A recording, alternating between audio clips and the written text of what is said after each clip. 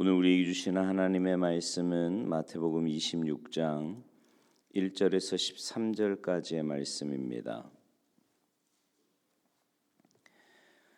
마태복음 26장 1절에서 13절까지 우리 한 목소리로 봉독하시겠습니다. 함께 봉독하십니다. 시작. 예수께서 이 말씀을 다 마치시고 제자들에게 이르시되 너희가 아는 바와 같이 이틀이 지나면 유월절이라 인자가 십자가에 못 박히기 위하여 팔리리라 하시더라. 그때 대제사장들과 백성의 장로들이 가야바라 하는 대제사장의 관정에 모여 예수를 흉계로 잡아 죽이려고 의논하되 말하기를 밀란이 날까 하노니 명절에는 하지 말자 하더라. 예수께서 베다니 나병 환자 시몬의 집에 계실 때에 한 여자가 매우 귀한 향유 한 옥합을 가지고 나와서 식사하시는 예수의 머리에 부으니 제자들이 보고 분개하여 이르되 무슨 의도로 이것을 허비하느냐 이것을 비싼 값에 팔아 가난한 자들에게 줄 수 있었겠도다 하거늘 예수께서 하시고 그들에게 이르시되 너희가 어찌하여 이 여자를 괴롭게 하느냐 그가 내게 좋은 일을 하였느니라. 가난한 자들은 항상 너희와 함께 있거니와 나는 항상 함께 있지 아니하리라. 이 여자가 내 몸에 이 향유를 부은 것은 내 장례를 위하여 함이니라. 내가 진실로 너희에게 이르노니 온 천하에 어디서든지 이 복음이 전파되는 곳에서는 이 여자가 행한 일도 말하여 그를 기억하리라 하시니라. 아멘. 할렐루야. 견해차, 관점차라는 말이 있습니다. 똑같은 사건인데도 보는 관점에 따라서 그 견해가 아주 다르게 나타난다라는 거지요. 오늘 본문 6절 이하에는 한 여자가 예수님의 머리에 향유를 부은 사건이 나옵니다. 이것을 보고 가룟 유다를 비롯한 제자들은 분개하며 이 여자를 책망했습니다. 그러나 예수님은 도리어 예수님의 제자들을 책망하시면서 이 여자를 칭찬해 주셨지요.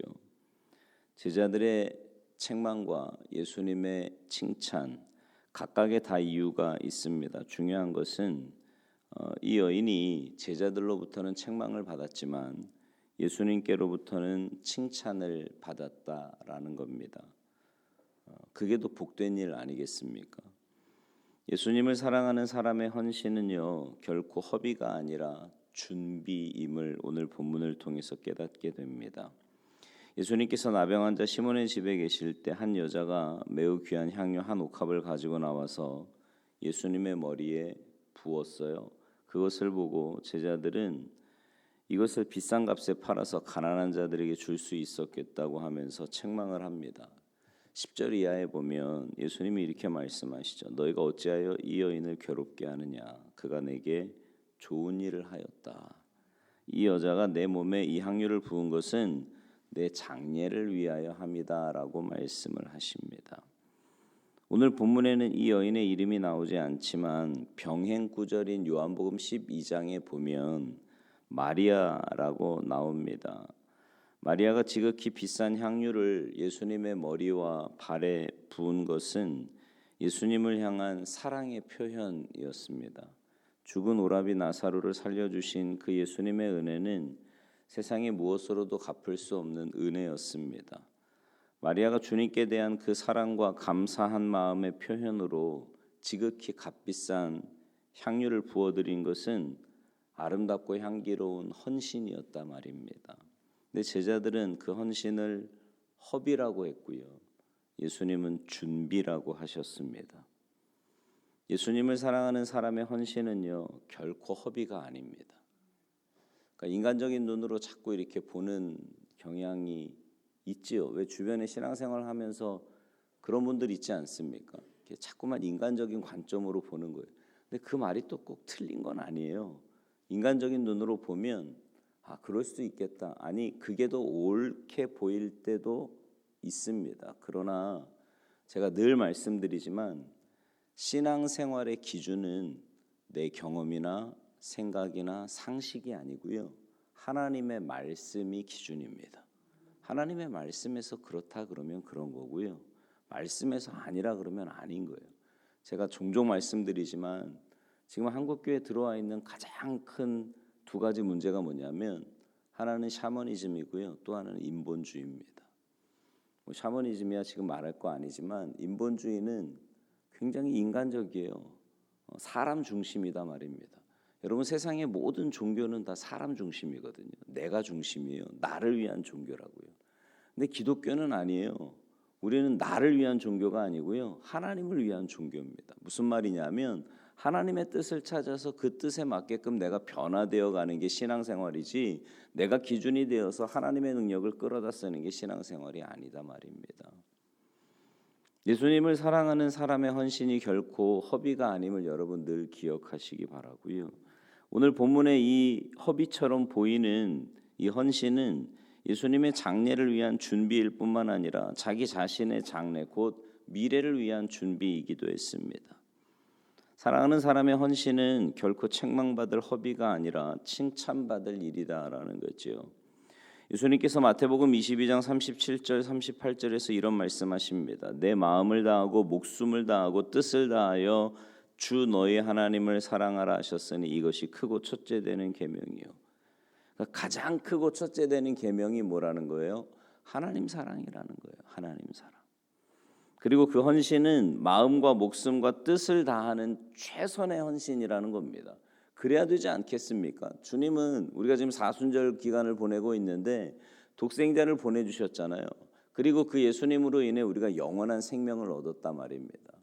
여러분 성경에서 이 하나님 나라에 대한 말씀이 얼마나 많이 나오는지 몰라요. 그러니까 분명히 하나님의 나라가 있고 우리가 거기에 가게 되는 하나님의 자녀가 된 사람들인데 그 은혜와 사랑을 받았으니 그것만 생각해도 그 최고의 하나님께 최선의 헌신을 드리는 게 마땅하지 않겠습니까? 그 헌신은 결코 허비나 낭비가 아니다 이 말입니다. 주님을 사랑하는 자의 헌신, 여러분 허비가 아니라 주님의 장례와 자신의 미래를 준비한 줄 알고 그렇게 살아가시기를 간절히 바랍니다. 또 하나 예수님께 좋은 일을 하는 사람의 결말은요 결코 수치가 아니라 명예입니다. 예수님께서 이 나병 환자 시몬의 집에 계실 때 이때는요 이미 4번째 십자가 순환을 예고하신 직후였어요. 오늘 본문에도 그 말씀이 나오지 않습니까? 2절에 보면 너희가 아는 바와 같이 이틀이 지나면 유월절이라 인자가 십자가에 못 박히기 위하여 팔리리라. 아예 직접적으로 말씀을 하십니다. 그리고 유월절 전날 곧 고난주간이 시작되기 바로 전날이었습니다. 그때 마리아가 예수님께 향유를 부어드린 것은 예수님께는 큰 기쁨과 위로가 되셨을 겁니다. 근데 제자들은 그 마리아에게 분개하면서 책망을 서슴지 않아요. 그 이유는 그 향유를 비싼 값에 팔아서 가난한 자들에게 줄 수 있겠다라는 거죠. 굉장히 인간적이지 않습니까? 근데 그렇게 하지 않으므로 허비했다는 거예요. 근데 예수님은 그 여인을 칭찬해 주시죠. 향유를 부었을 때 그 향유가 분명히 그 온 집안에 가득했을 거고요. 제자들도 그 향유를 맡았을 겁니다.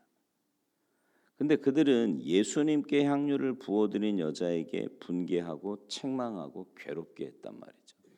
여러분 그런 생각 안 해보셨어요? 저는 이 본문을 볼 때마다 무슨 생각이 드냐면 다른 사람은 그렇게 해도 예를 들어서 다른 사람은 그렇게 이야기를 해도 예수님의 제자들은 오히려 그 부분에 대해서 이렇게 칭찬하고 인정하고 잘했다라고 이야기해야 맞는 거 아닙니까? 예수님의 제자들이잖아요. 그 예수님께 한 건데 마땅히 그래야 되는 거 아닙니까? 근데 그들이 이렇게 표면적으로 내건 명분은 가난한 자들을 위한 구제였지만 물론 그게 주님의 평소의 가르침이고 평소에 예수님이 보여주신 모습이기는 했어요. 그러나 그들의 본심은 가난한 자들을 위한 구제가 아니었습니다. 제자들의 분개와 책망을 주도한 가룟 유다는 가난한 자들을 생각함이 아니었고요. 요한복음 12장 6절에 보면 그는 도둑이라 돈꾀를 맞고 거기 넣는 것을 훔쳐가는 자였기 때문이라고 말씀합니다. 예수님은 제자들에게 가난한 자들은 항상 그들과 함께 있어서 언제든지 도울 수 있지만 나는 항상 함께 있지 않다고 말씀을 하십니다. 그리고 이 여자가 주님의 몸에 향유를 부은 것은 주님의 장례를 미리 준비한 거라고 말씀하시면서 온 천하에 어디서든지 이 복음이 전파되는 곳에서는 이 여인이 행한 일도 말하지고 기억하게 될 거다 이렇게 말씀하시잖아요. 오늘 우리도 이렇게 이야기하지 않습니까? 예수님께 좋은 일을 하는 사람은요, 사람들로부터 비난을 받기도 하고요, 책망을 받기도 합니다. 여러분 그런 얘기 들어보셨죠? 헌신하지 않고 아무것도 하지 않으면요, 책망받을 일도 없고 비난받을 일도 없어요. 앞에서 일하지 않으면 왜 그런 분들 있잖아요. 그냥 교회만 조용히 왔다 갔다 하시는 분들. 그러면 아무 시비 붙을 일도 없고요, 책망받을 일도 없어요. 일하는 사람이 꼭 욕먹지 않습니까? 예. 욕하는 사람이 더 나쁘지만 여러분 만약에 교회에서 욕먹는다 그러면 내가 지금 주님의 일을 열심히 하고 있구나 그렇게 생각하시면 맞습니다. 일하면 책망을 받아요. 그러나 결말은요, 수치가 아닙니다. 하나님이 그 부분을 인정하시고 우리를 위해서 더 크고 놀라운 상급으로 갚아주실 줄 믿습니다. 그 믿음의 눈으로 주님을 바라보며 또 주님의 나라를 바라보면서 믿음의 길을 잘 걸어가셨으면 좋겠어요. 여러분 우리가 아무리 욕을 먹고 수치를 당한다고 한들 주님 당하신 만큼 당합니까? 주님이 십자가에 달리셔서 당하신 그 모욕과 수치만큼 우리가 주님의 일을 하면서 당하냐 말이죠. 아니에요. 근데 우리가 그렇게 조그마한 수치나 혹은 책망이나 이런 거 당해도 주님은요 그걸 또 갚아주세요. 귀한 것으로 갚아주시는데 여러분 그게 부모님의 마음 아닙니까? 그 부모님의 마음은 하나님께로부터 왔다고 생각이 들어요. 자녀가 뭔가 노력을 하고 애쓰는 모습을 보면 뭔가 더 갚아주고 싶고 더 채워주고 싶은 게 부모의 마음이지 않습니까? 그 마음이 하나님께로부터 왔다라고 저는 생각이 듭니다. 바라기는 주님 나라 갈 때까지 여러분에게 맡겨주신 그 귀한 사명, 또 여러분이 감당해야 될 일들에 대해서 최선을 다하시고요, 열심을 다하시면 이 땅에서 갚아주실 수도 있고 아니면 오히려 더 좋지 않습니까? 영원한 천국에서 더 귀한 상급으로 갚아주실 터이니 그 날을 믿음의 눈으로 바라보면서 끝까지 신앙의 길, 헌신의 길 잘 걸어가시는 여러분 모두가 되시기를 주님의 이름으로 축원합니다. 기도하시겠습니다. 하나님, 때로 신앙의 길을 걷는다는 것이 또 헌신의 길을 걷는다는 것이 괜한 짓을 하는 것 같고 또 사람들에게 이야기라도 한 소리 들으면 내가 이 일을 왜 하나 싶기도 하지만 그러나 하나님, 우리가 하는 모든 일은 나를 위한 일이 아니라 나를 위해서 십자가 지신 주님을 위한 일이고 우리의 신앙생활은 내가 중심이 되어서 나를 위해서 사는 인생이 아니라 하나님 중심으로 말씀 중심으로 나를 위해서 십자가 지신 주님을 위해서 사는 인생임을 다시 한번 말씀을 통해서 깨닫습니다. 저희들에게 온전한 믿음과 성숙한 신앙 갖게 하셔서 주님 가신 그 길, 믿음의 길 묵묵히 잘 걸어가는 우리가 되게 하시고 사람의 평가나 어떤 말에 우리의 삶과 믿음이 흔들리지 않고 끝까지 그 믿음의 길, 순례의 길 잘 걸어가는 우리 모두가 되도록 힘과 은혜를 더하여 주시옵소서. 오늘 한날의 삶도 주님과 동행하는 복된 삶이 되기를 간절히 바라옵고 나오며 예수님의 이름으로 축복하며 기도하옵나이다. 아멘.